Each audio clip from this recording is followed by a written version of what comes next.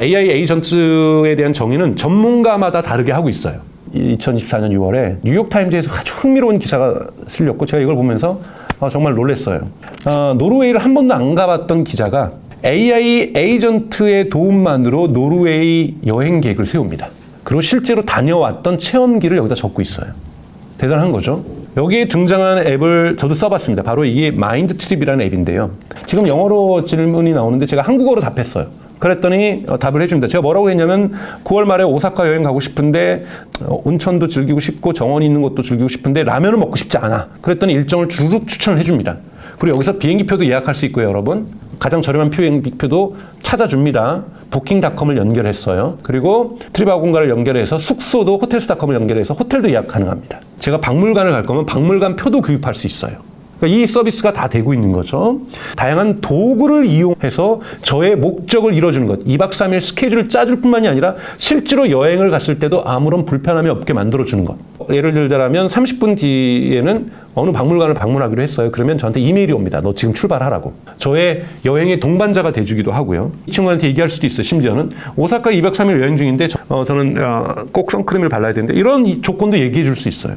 그러면 거기에 맞는 가장 좋은 비행기와 호텔 가격을 찾아냅니다. 그리고 저한테 물어봐요. 예산선은 어느 정도예요? 호텔은 3성 호텔 이상이에요? 4성 호텔 이상이에요? 물어봅니다. 이런 것들을 얘기를 해주고 그럼 이 친구가 오사카 날씨도 찾아냅니다. 웨더닷컴이라는 데 들어가서 날씨를 미리 찾아내서 선크림 권장사항을 또 검색을 해서 찾아냅니다. 그러니까 AI 서치 기능이 있는 거죠. 저한테 일정도 얘기해주면서 그때는 어느 정도의 선크림을 바르고 이런 얘기들을 해줄 수 있는 거죠. 그래서 이 여행 에이전트까지 이제 이해가 되셨으니까 AI 에이전트를 정의로 들어갈 수 있을 것 같아요. AI 에이전트는 목표를 이룹니다. 이 목표는 인간이 부여한 거예요.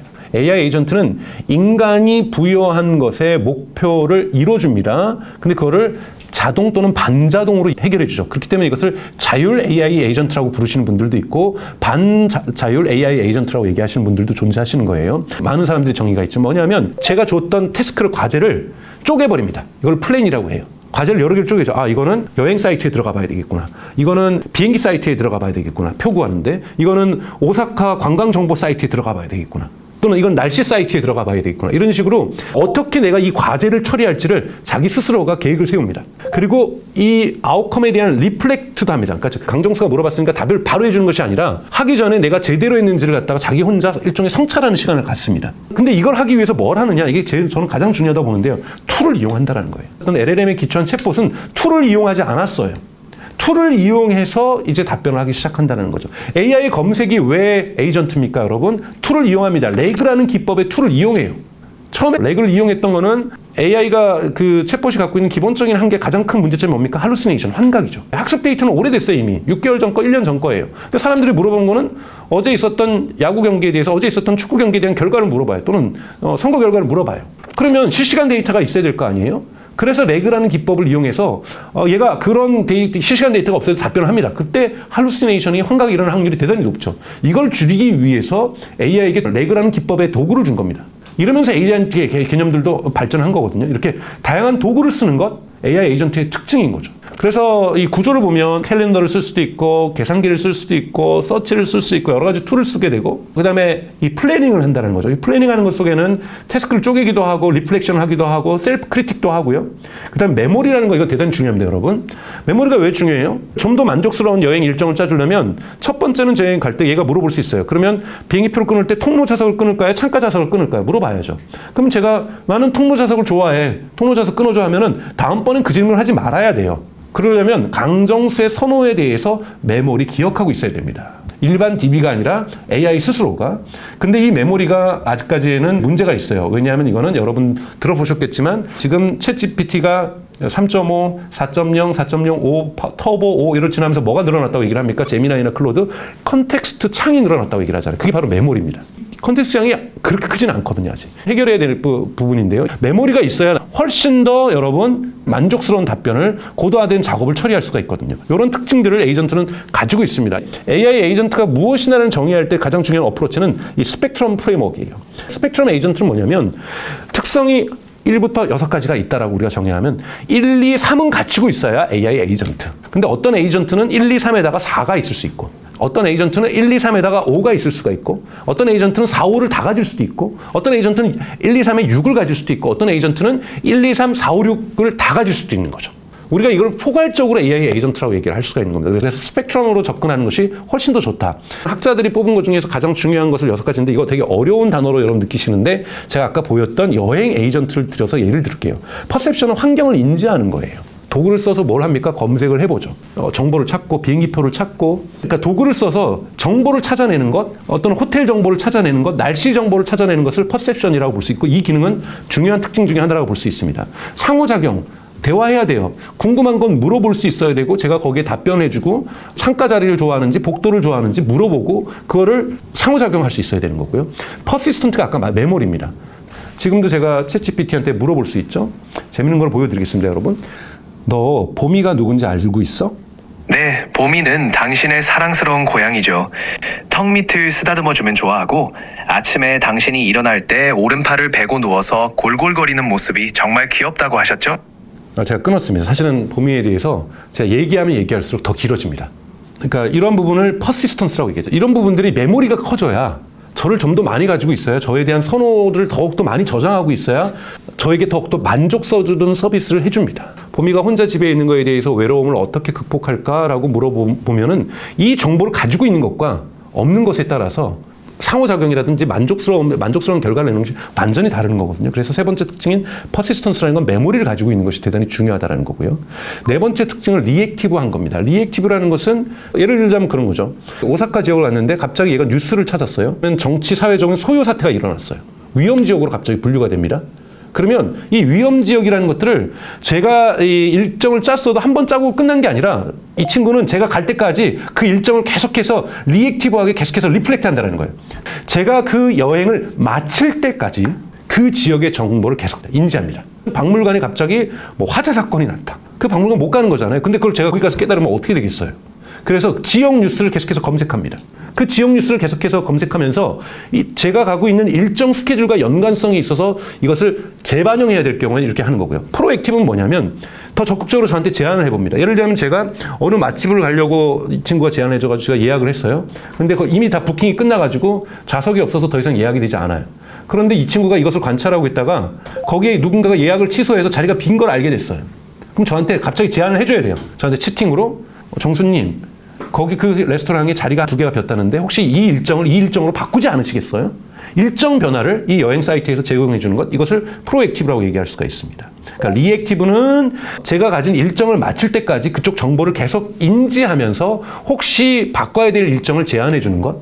프로액티브는 원래 강정수가 가고 싶었던 것을 못 갔는데 일정 변경을 제안해 주는 것. 그리고 오토노미는 흔히 말하는 자율성과 반자율성인데 이건 아직까지 AI 에이전트가 완전히 이루어진 성격이라고 볼 수는 없습니다. 그래서 6번이 있냐 없냐가 AI 에이전트의 가장 중요한 결정 구조는 아니에요. 요즘 세미 오토노미가 훨씬 더 많이 있거든요. 그리고 100% 오토노미 하는 것이 UI, UX적으로 좋은 것도 아니에요. 저한테 자꾸 물어봐 줘야 돼요. 그래서 인간이 선택하게 해줘야 되지 인간의 것까지 100%를 다 해버리는 것 인간들이 싫어할 수도 있습니다. 많은 분들이 AI 에이전트의 가장 큰 특징을 자율성이라고 얘기하는데요. 자율성 굳이 100%를 완성시키지 않아도 되고 일부러 80%까지 가고 이것이 UI, UX적인 부분에서 서비스 부분에서 좋을 때가 있을 수 있습니다. 종합적으로 제가 계속 강조했던 건 뭡니까? 도구죠. 왜요? 인간은 오스트랄로피테쿠스에서 처음으로 진화한 것이 호모 하빌리스입니다. 호모 하빌리스가 무슨 뜻입니까, 여러분? 도구를 사용하는 사람이라는 뜻이에요. 도구를 사용하면서 인간의 뇌도 커졌다고 얘기를 해요, 진화론적으로는. 뇌가 커지면서 더 좋은 도구를 찾게 됐다. 동일합니다, 여러분. 레벨 2는 뭡니까? 레벨 2는 머리가 좋아진 거예요. 두뇌가 커진 겁니다. 두뇌가 커지니까 도구를 쓰기 시작하는 거예요. 레벨 3에서. 그리고 이 도구를 쓰다 보니까 더 좋은 도구를 좀 찾기도 하고 제안하기도 하고. 이러면서 인류가 진화하면서 결국은 슬기로운 사람이라는 뜻인 호모 사피엔스까지 인류가 진화했던 것처럼 AI가 지금 진화를 하는 단계에서 보면 호모 하빌리스 단계에 와 있다는 겁니다. 이것이 저는 대단히 중요한 AI의 진화라고 보는 거고 본격적으로 도구를 사용하면서 다양한 애플리케이션이나 서비스가 나올 수 있다는 거고 기업에서도 챗GPT를 우리 직원 중에서 몇 프로가 쓰느냐 이건 전혀 중요하지 않아요. AI 에이전트로 우리 기업 전체를 어떻게 바꿀 것인가가 대단히 중요하다는 거고요. 우리가 자꾸 우리 직원들이 얼마나 능률이 좋아지느냐 이거는 챗봇만 쓰는 것을 생각해서 그래요. 에이전트를 쓰면요, 기업 전체가 바뀌는 겁니다. 업무 프로세스가 바뀌는 거고 생산 프로세스가 바뀌는 거죠. 이런 부분에서 호모 하빌리스는 대단히 중요한 개념이라는 거고, 도구를 쓰는 사람처럼 도구를 쓰는 AI가 등장했다는 거고, 그것이 바로 AI 에이전트라는 겁니다. 그래서 이러한 것들이 구체적인 사례로는 또 어떻게 드러나느냐, AI 쇼핑 에이전트가 등장하고 있습니다, 여러분. 이걸 만들고 있는 기업이 어디입니까? 우리를 대신해서 쇼핑까지 해주는. 러퍼스는 동일한 서비스 두 개를 지칭합니다. 하나는, 러퍼스는 아마존이 만든 LLM입니다, 여러분. 여기에 아마존이 가지고 있는 방대한 리뷰를 추가해서 파인 튜닝을 해서 러퍼스라는 것을 선보였죠. 이 러퍼스에다가 물어볼 수 있습니다. 즉, 구매를 할 수도 있고, 그 다음에 배송 정보를 알려주고, 그러니까 이걸 환불하고 싶으면 어떻게 환불해야 되는지 친절하게 다 알려주고 있죠. 아마존이 꿈꾸는 건 이런 거예요. 제가 캠핑 약속을 친구들하고 주말에 잡았어요. 근데 한 번도 캠핑을 가본 적이 없어요. 그러면 여러분 어떻게 해야 됩니까? 캠핑 관련된 유튜브 여러 편 봐야 되죠. 지금 제가 한국에 산다면 네이버 블로그에 여러 개 보면서 도대체 어떤 물건을 어떤 가격대로 사가야 되는지를 다 조사를 해야 됩니다. 그런데 루퍼스는 에이전트화 돼서 아예 이거를 패키지를 묶어줄 거고, 당신의 예산선에 맞춰서는 장비를 구매하면서 주고, 바로 그럼 그걸 구매해 주려면 구매해서 배송까지 시켜준다는 거예요. 이런 식으로 쇼핑을 대신해주는 서비스로 지나고 있는 게 쇼핑 에이전트라고 볼 수 있고, 구글 또한 구글 쇼핑 AI라는 것을 시작을 했습니다. 그러니까 이제 쇼핑 에이전트가 나오기 시작했다는 겁니다, 여러분. 이런 걸 이용하는 항공사들도 있어요. 쿼타 같은 경우에는 챗봇 형식으로 지금 이미 항공표를 끊을 때 이런 에이전트를 이용하기도 하고 있고요. 이런 서비스들이 나오고 있습니다. 또 하나 요즘 인기 있는 건 뭐냐면 스타일리스트 AI 에이전트입니다. 그러니까 제가 거울에다 사진을 찍어야 되는데요. 또는 제가 카메라로 셀카를 찍으면 지금 옷에서 무엇을 바꾸는 게 좋겠다. 아래 그 바지의 색상을 바꾸면 좋을 것 같은데 저한테 처음에 물어봐요. 티셔츠를 꼭 입고 나가십니? 바지를 꼭 입고 나가십니? 제가 티셔츠를 꼭 입고 나가고 싶다 그러면 거기에 어울리는 바지 색깔은 이거야. 근데 지금 입고 있는 거 좋지 않아. 혹시 너의 집에 이러한 바지 색상의 옷이 있니? 라고 물어서 없다 그러면 바로바로 실제 제품을 구매할 수 있도록, 오늘은 안 되지만 너가 다음 주에 입고 나갈 수 있도록 구매해보는 건 어때 해서 저의 스타일리스트에 대한 에이전트 기능이 있는 서비스들이 지금 등장하고 있습니다. 그렇다면 당연하게 나중에는 집의 인테리어를 바꾸고 싶다? 그럼 인테리어 에이전트도 등장할 수도 있는 거겠죠.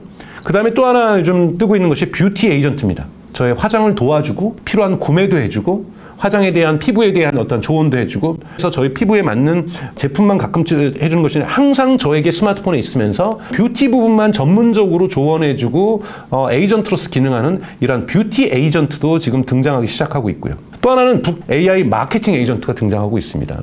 AI 마케팅을 볼 때는 여러분 이제 AI가 마케팅에 어떤 영향을 미치는가를 좀 살펴볼 필요가 있는데요.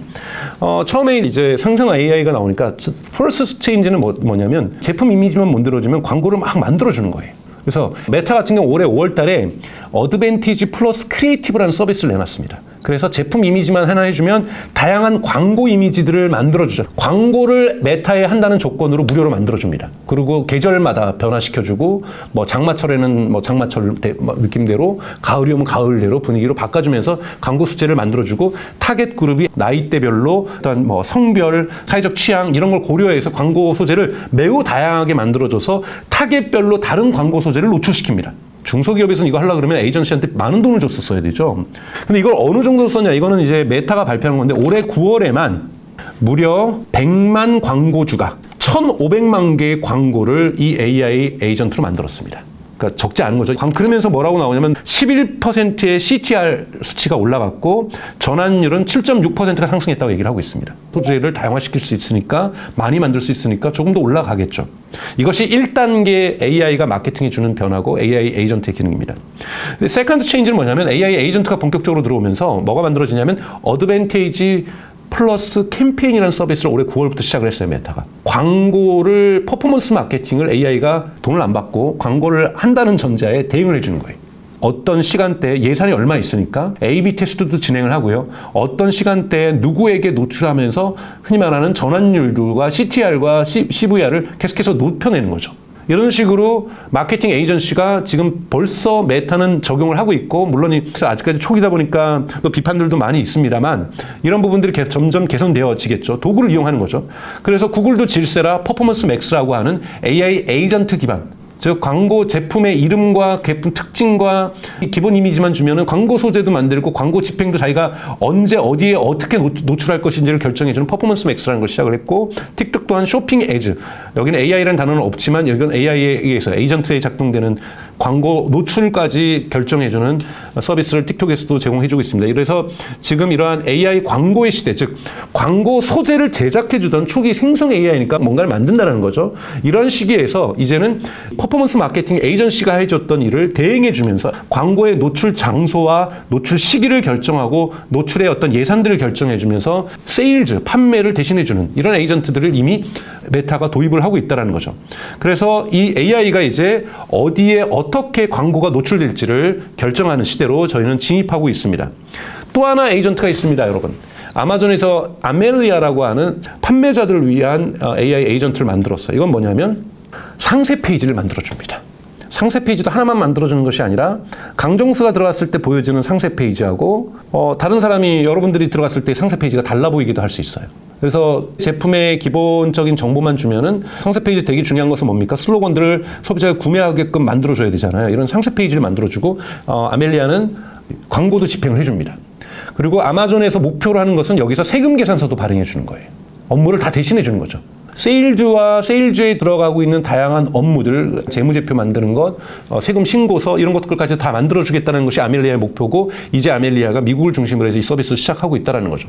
자, 이런 것도 대행사를 쓰지 않아도 되는 거고요. 중소기업도 좋은 제품이 있으면 아멜리아를 통해서 제품을 만들 수 있는 거죠. 그래서 저는 개인적으로는 마케팅 차원에서는 퍼포먼스 마케팅이 사라지지는 않을 거고요. 퍼포먼스는 당연하게 메타라든지 뭐 구글이라든지 되게 중요한 마케팅 방법이고요. 하지만 인간이 하는 퍼포먼스 마케팅은 정점에 도달했다고 볼 수가 있습니다. 이런 시대가 끝나가고 있습니다. 또 하나 이제 새로운 AI 서비스 중에 한국에는 없지만 미국에서 그리고 영국에서 성장하고 있죠. AI 법률 서비스입니다. 그러니까 AI가 결합된 거고 에이전트가 결합된 거예요. 그냥 챗봇만 해주는 것이 아니라. 그래서 대표적인 기업이 하비죠. 하비 같은 경우에는 오픈 AI가 투자를 했어요. 여기는 로펌을 도와주는 AI예요. 로펌을 도와줘서 로펌의 생산성을 높여줍니다. 근데 저는 더 흥미롭게 보는 것은 이븐업이라는 회사입니다. 미국에는 여러분 고속도로 가시다가 그런 광고들 많이 보셨을 거예요. 변호사를 광고하잖아요. 한국도 요즘 뭐 서초역이나 이런 데 가면 변호사 광고가 많습니다만 우리가 일상생활에서 겪을 수 있는 것을 AI가 아예 변호사 역할을 해주는 겁니다. 그런데 비용이 매우 저렴해요. 과거에는 변호사 감히 쓸 수 없었던 흔히 말하는 가처분 소득이 낮은 분들도 변호사를 쓰기 시작하는 거예요. 저는 이 시장 되게 커질 거라고 보고 있습니다. 가난한 사람들도 저소득 사람들도 AI 레갈 에이전트를 통해서 변호사를 쓸 수 있게 된다는 것. 최종적인 대안은 인간 변호사 하더라도 그 업무를 다 해가지고 인간 변호사 사인만 할 수 있게 해주는 거죠. 저희 스마트폰에 저희 변호사가 항상 저에게 있는 거예요. 물론 이 변호사의 수준은 김앤장 변호사의 수준이 아니죠.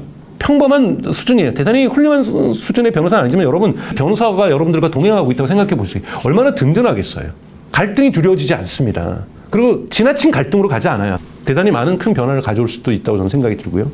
또 하나 AI 에이전트는 헬스케어 쪽에서 일어나고 있습니다. 왜냐하면 헬스케어는 여러분 텍스트가 엄청나게 많습니다. 의사들이 치료할 때 EHR이라고 하는 일렉트로닉 헬스 리코더, 즉 환자의 기록을 쓰게 되죠. 텍스트를 전환하는 것 이런 부분들을 도와주는 것만으로도 의사의 업무를 대단히 많이 도와줄 수 있어요. 그래서 의료 비용을 낮출 수 있고요. 또 하나가 보험에서 AI 에이전트들이 드러나고 있어요.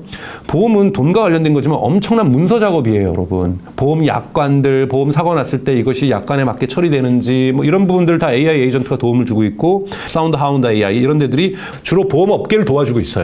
또는 제가 물어볼 수도 있습니다. 이런 일들을 당했는데 보험이 어느 정도 나올 것 같은지 제가 보험 계약서를 쓰면 이 보험 계약서 여기다 넘겨줘요. 그러면 이 정도 되면 보험료를 이렇게 받으실 수 있을 거라고 미리 또한 계산해 주기도 하고요. 이런 보험 쪽에서 에이전트가 나타나고요. 또 하나는 여러분 에이전트 교육 시장이죠. 대표적인 것이 티치입니다. 티치는 현재 50만 명의 교사들이 세계적으로 이용을 하고 있고요. 그중에 30만 명이 브라질에 있습니다. 여러분 교육 시장에는 두 가지가 있습니다. 하나는 학생들의 어떤 교육하는 데에 AI가 도와주는 거가 있고요. 교사의 업무를 덜어주는 겁니다. 요즘 한국 교사들 뭐라고 얘기하세요? 수업보다 더 많은 것이 교사 업무라고 얘기를 하잖아요. 채점이라든지 성적 처리라든지 또는 뭐 기타 학교에서 시키는 다양한 이런 업무들 이런 것들을 이 AI가 도와주는 겁니다. 이 티치가 요즘 대단히 인기가 있고요. 이런 부분은 교육 현장에서 교사들의 업무 피로도를 충분히 낮춰줄 수 있고 업무 강도를 낮춰줄 수 있는 서비스라고 저는 생각이 들고요. 제가 이런 다양한 서비스를 말씀드렸는데 이런 서비스들이 가지고 있는 의미가 뭔지를 보셔야 돼요. 저는 그래서 이거를 코로나 확산 억제라고 얘기를 하죠. 이 그림은 뭐냐면 거리 두기를 안 하고 놔둘 경우에는 빠르게 확산이 됩니다. 나중에는 결국은 줄어들어요. 미국이 이랬죠.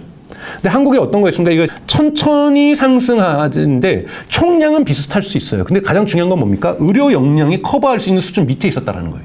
자, 제가 왜 이 그림을 설명을 드리냐면 아까 말씀드린 교육 서비스, 보험 서비스, 의료 서비스, 그다음에 법률 서비스 이런 서비스 나오면 가처분 소득이 낮은 사람들도 이것을 쓸 수 있게 된다는 거예요.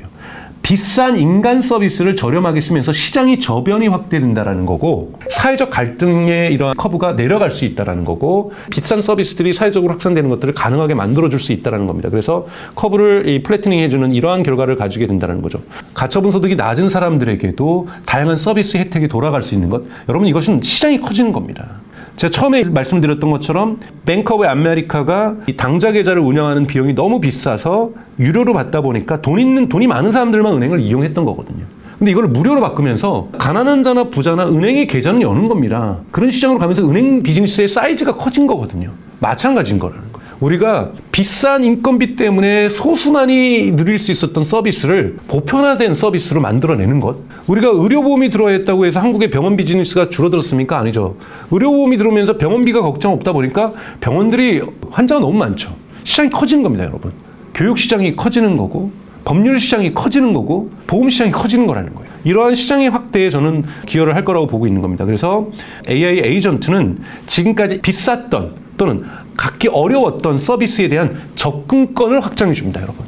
시장의 진입로를 확장해 준다는 거죠. 이것이 저는 AI 에이전트가 열어가야 될 앞으로의 B2C 시장에서 가장 대단히 중요한 좌표라고 저는 생각을 하고 있습니다.